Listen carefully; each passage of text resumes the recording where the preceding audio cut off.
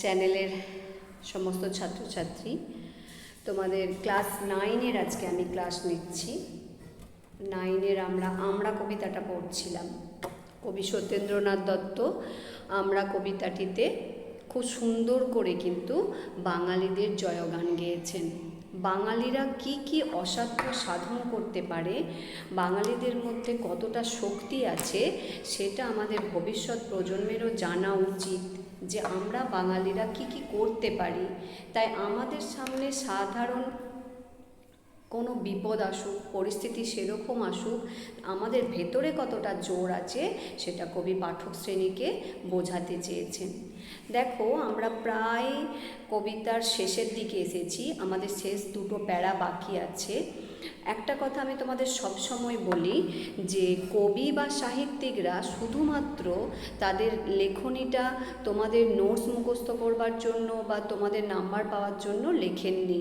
তাদের আবেগ, তাদের চিন্তাভাবনা, এই সমস্ত দ্বারা পাঠক সমাজকে একটা শিক্ষা দিয়ে যেতে তারা চেয়েছেন।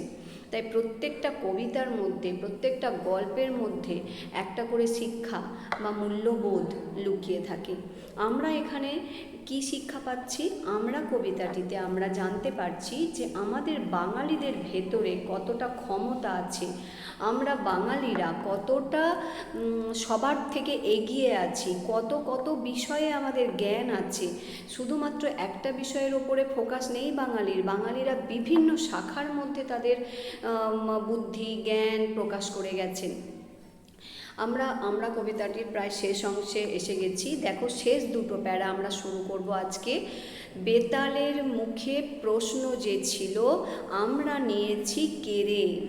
বেতাল পঞ্চবিংশতি, এই বেতাল, তাল বেতাল, এখানে তোমাদের একটা গল্প আছে, যে গল্পটাতে কি হয়, একজন রাজা হঠাৎ তার রাজ্যের সমস্ত রাজকার্য ছেড়ে দিয়ে গোপনে বেরিয়েছেন প্রজাদের খবর নেবার জন্য। তো তিনি বেরিয়েছেন, সেখানে রাত্রি হয়ে গেছে, একটা শ্মশানের মধ্যে গিয়ে উপস্থিত হয়েছে। সেখানে শ্মশানে একটা সাধু তার তপস্যা করছে এবং সেখানে তপস্যারত সাধুকে রাজা বিরক্ত করেছে, যে কিছু একটা প্রশ্নেতে বিরক্ত করেছে।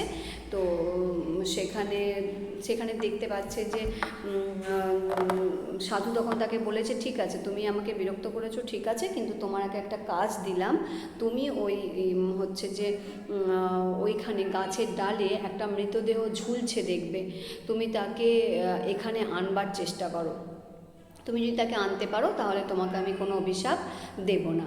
তো গেছে, সেখানে রাজা গিয়ে এবার মৃতদেহের সঙ্গে কথা বলছে। মৃতদেহ কথা বলছে, এখানে মৃতদেহ মানে বেতাল একটা প্রশ্ন করেছে আর রাজা তার উত্তর দিয়েছে। শেষ পর্যন্ত কিন্তু বেতাল কি করেছে, শেষ পর্যন্ত বেতাল এসে সাধুর সামনে দাঁড়িয়ে বা সাধুর সামনে তাকে সব সাধনায় সাহায্য করেছে। তা এই জায়গায় বেতালের মুখে প্রশ্ন ছিল, আমরা নিয়েছি কেড়ে, তার মানে বেতালের সমস্ত প্রশ্নের উত্তর কিন্তু আমরা বাঙালিরা দিতে পেরেছি। জবাব দিয়েছি জগতের আগে, ভাবনা ও ভয় ছেড়ে। যে কোনো প্রশ্নের সমাধান, যে কোনো প্রশ্নের উত্তর সমস্ত দেশের আগে, সমস্ত জাতির আগে বাঙালিরা দিয়েছে। বাঁচিয়া গিয়েছি সত্যের লাগি, সর্ব করিয়া পণ। সত্যে প্রণমী থেমেছে মনের অকারণ স্পন্দন। আমরা বাঙালিরা সব সময় সত্যের সঙ্গে থাকি। সেই সত্যের সঙ্গে থাকতে থাকতে আমরা কিন্তু সত্যকেই গ্রহণ করে পথ চলি এবং সত্যকেই প্রণাম করি। আস্তে আস্তে সত্যের মধ্যেই আমাদের কিন্তু মনের ভয় কেটে যায়। অকারণ স্পন্দন মানে কি, আমাদের যখন ভয় বা উত্তেজিত হই আমরা, তখন আমাদের কিন্তু এক্সট্রা স্পন্দন বা আমাদের হৃদস্পন্দন, হার্টবিট বেড়ে যায়। তাহলে সেই হার্টবিটটা আমাদের কে কমিয়েছে? আমাদের সত্যতা, আমাদের চরিত্র। আমরা যদি মিথ্যে কথা বলি, দেখবে এখানে আমি তোমাদের ক্লাস নিতেই বলি যে আমরা যদি মিথ্যে বলি, দেখবে আমাদের কি মাথা ভার হয়ে যায়। কারণ কি, একটা মিথ্যে, তাকে ঢাকতে গিয়ে আবার একটা, তাকে ঢাকতে গিয়ে আবার একটা, মানে পারিপার্শ্বিক পুরোটাই তোমার ক্যাপচার করে নিচ্ছ ওই মিথ্যেটা, তাতে করে তোমার বিকাশ ক্ষমতাটা থাকছে না। সেই জায়গায় তুমি যদি সত্য নিয়ে থাকো তাহলে তোমার কোনো সময়টাই নষ্ট হচ্ছে না, কেউ কিছু তোমার নিতে পারছে না। তাই সেক্ষেত্রে আমরা বাঙালিরা সবসময় সত্যে থাকি বলে আমরা অকারণে কিন্তু কাউকে ভয় পাই না। সাধনা ফলেছে, প্রাণ পাওয়া গেছে, জগৎ প্রাণের হাটে, সাগরের হাওয়া নিয়ে নিঃশ্বাসে, গম্ভীরা নিশি কাটে। তাহলে সাধনা পাওয়া গেছে, সাধনা ফলেছে, প্রাণ পাওয়া গেছে, তার মানে কি এই যে আচার্য জগদীশচন্দ্র বসু তিনি যে জ্ঞানের সাধনা করেছিলেন, সেই সাধনার দ্বারা তিনি কি প্রমাণ করেছিলেন? উদ্ভিদের মধ্যেও প্রাণ আছে, তারাও ছোট থেকে বড় হয়। তোমাদের গাছের কথা বলে একটা গল্প তোমরা পড়েছো আচার্য জগদীশচন্দ্র বসুর, বোধহয় মেবি ক্লাস 8 হবে, 8-এ আছে গাছের কথা। তো সেখানে জগদীশচন্দ্র বসু বলেছেন যে গাছেরাও ছোট থেকে বড় হয়, তারা আহার করে, তাদেরও দুঃখ কষ্ট হয়, তারাও হচ্ছে যে চৌর্যবৃত্তি অবলম্বন করে, তারাও সন্তানের জন্য কষ্ট পায়। এই রকম যে গাছেদের অনুভূতি, এইটা কিন্তু তিনি ক্রেস্কোগ্রাফ যন্ত্রের সাহায্যে প্রমাণ করেছেন। তাহলে এখানে বলছে সাধনা ফলেছে, তাহলে আচার্য জগদীশচন্দ্র বসুর এই যে সাধনা, বিজ্ঞান সাধনা, সেটা কিন্তু ফলেছে, আর তার ফল আমরা ভোগ করছি। সাগরের হাওয়া নিয়ে নিঃশ্বাসে, সাগরের হাওয়া নিয়ে নিঃশ্বাসে, গম্ভীরা নিশি কাটে, নিশি মানে রাত, আর গম্ভীরা মানে কি? গম্ভীরা মানে হচ্ছে তপস্যা। কে তপস্যা করছে? সাগরের মাঝখানে বসে, কন্যাকুমারীর মাঝখানে বসে, কন্যাকুমারীতে বসে কে তপস্যা করেছিলেন? স্বামীজি, স্বামী বিবেকানন্দ সাগরের মাঝে বসে তপস্যা করেছিলেন যে কোন পথে তিনি আগাবেন ভারতবর্ষের এই অবস্থা থেকে মুক্তি দিতে। ভারতবর্ষের তখন অবস্থা খুবই সঙ্গীন, একদিকে হচ্ছে যে অসহায় দরিদ্র কিছু মানুষ যাদের একদম অর্ধ উলঙ্গ অবস্থায় স্বামীজি দেখতে পাচ্ছেন, তাদের অন্ন বস্ত্রের খুব একটা বিরাট মানে যোগানটা নেই। তাই এই রকম পরিস্থিতি থেকে তিনি কিভাবে ভারতকে উদ্ধার করবেন, কোন পথে গেলে তিনি এই পরিস্থিতিটাকে কাটাতে পারবেন, সেই জন্য তিনি কিন্তু কন্যাকুমারীতে ওই সাগরের মাঝখানে বসে তপস্যা করেছিলেন। শ্মশানের বুকে আমরা রোপণ করেছি পঞ্চবটী। শ্মশানের বুকে কে রোপণ করেছিলেন? ঠাকুর শ্রীরামকৃষ্ণ। সেই ঠাকুর শ্রীরামকৃষ্ণ। শ্মশান মানে কি? শ্মশান হচ্ছে যেখানে মৃতদেহ, হিন্দু জাতির বা হিন্দু ধর্মের মৃতদেহ দাহ করবার জায়গাকে আমরা শ্মশান বলি।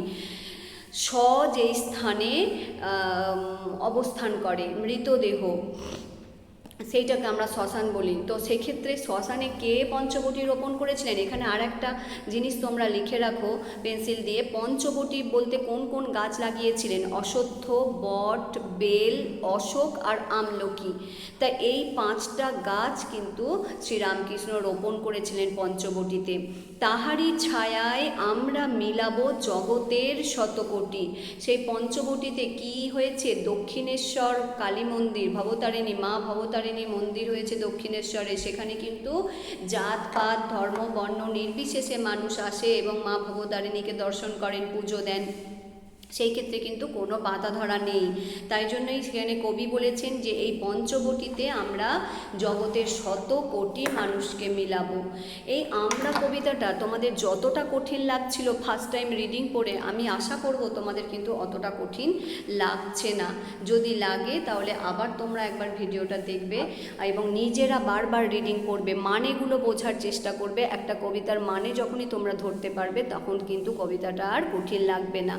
আর একটা কথা তোমাদের বলি, সব সময় কিন্তু সহায়িকা বা তোমাদের টিউশন টিচার বা আমি বা ম্যাডাম বা অন্য কোনো স্যার যা নোটস দেয় একদম হুবহু তোমরা তুলতে পারবে না, কারণ সেটা সম্ভব নয়। তোমাদের মাথায় শুধু বাংলা থাকে না, তোমাদের মাথায় আরও 8টা সাবজেক্ট থাকে। তাই সেক্ষেত্রে তোমাদের চেষ্টা করতে হবে নিজে তৈরি করবার। তোমরা নিজে বোঝো, নিজে তৈরি করো, সেখানে তোমরা নিজেরাই খুঁত বের করবার চেষ্টা করো, নিখুঁত হবার চেষ্টা করো। নিজেরা যদি খুঁতগুলোকে খুঁজে পাও তাহলে কিন্তু তোমরা নিজেরাই নিখুঁত হতে পারবে। আজকের মতো ভিডিওটা শেষ করছি। মন দিয়ে পড়াশোনা করবে, নিজের লক্ষ্যে এগিয়ে যাও।